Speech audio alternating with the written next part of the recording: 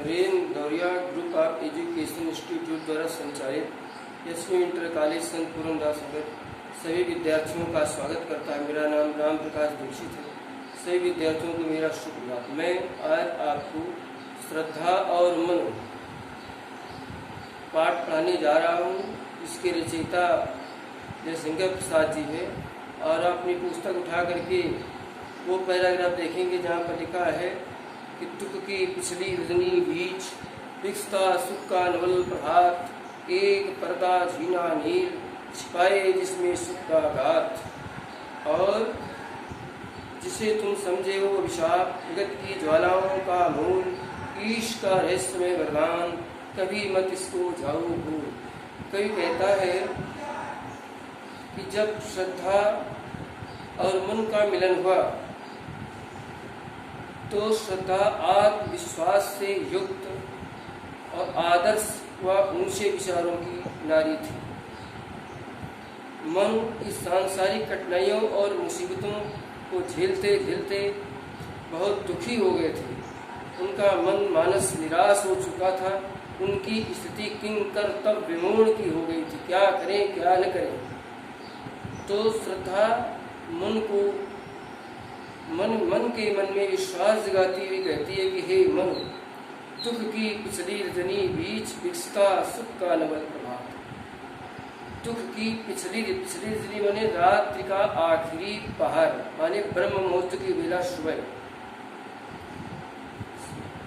सुबह बिकसता सुख का नवल प्रभात। ब्रह्म मुहूर्त के बाद एक नए प्रातः काल का उदय होता है। तो उसी प्रकार से सुख और दुख भी मनुष्य के जीवन में है। जैसे रात्रि के बाद दिन, दिन के बाद रात्रि आती है, उसी प्रकार से मनुष्य के जीवन में भी सुख और दुख आते जाते रहते हैं। श्रद्धा समझाती है कि हे मन, दुख की पिछली रजनी भी बिकसता सुख का नवल प्रभात।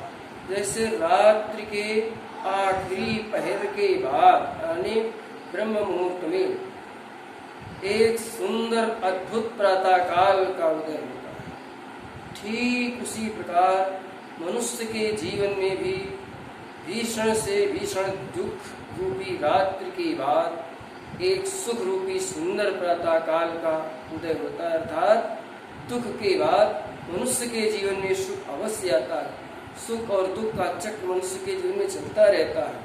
और एक पर्दा झीना नील जिसमें छिपाए सुख का गात। जैसे रात्रि और दिन के बीच में एक नीले रंग का धुंधलके रंग का पर्दा पड़ा रहता सूर्य निकलने से पहले।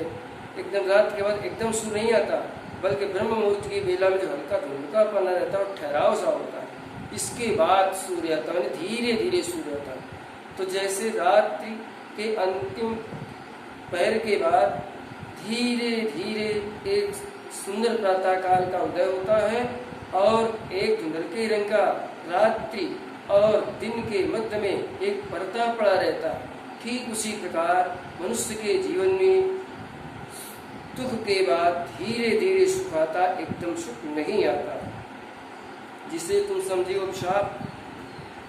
श्रद्धा मन से कहती है, हे मन, जिस दुख को तुम जीवन का अभिशाप समझे हो, जगत की ज्वालाओं का मोह और इस संसार की पीड़ाओं का, पीड़ाओं की जड़ समझे कि ये दुख ही मनुष्य के जीवन का की सबसे बड़ी जड़ है। तुम इसको नहीं समझते हो सत्य को कि जब मनुष्य दुख पाता है तभी उस सुख का अनुभव भी कर पाता है। और बिना दुख के जीवन का कोई रस भी नहीं है, क्योंकि सुख ही सुख अगर जीवन में रहेगा तो दुख की अनुभूति नहीं होगी। संसार के दुखी प्राणियों के बारे संबंध में आप सही चिंतन न कर सकेंगे। मनुष्य कहती है श्रद्धा कि जिसे तुम समझो अभिशाप।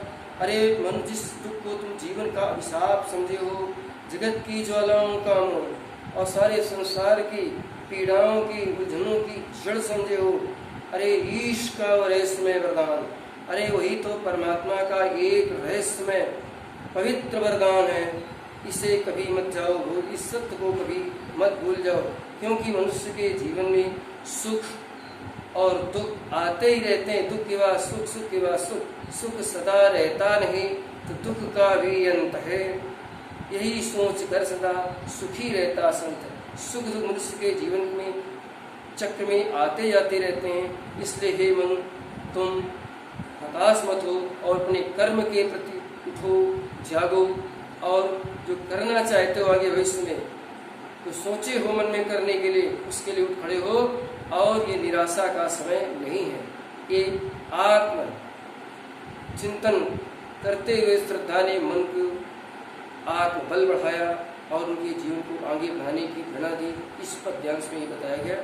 आप सभी विद्यार्थी इसमें दिए गए प्रश्नों के उत्तर अपनी कॉपी पर लिखेंगे और आप ध्यान से इस पाठ को दोबारा फिर पढ़ेंगे भी। ओम समय यहीं से पाठ समाप्त करता हूँ। ओम समय।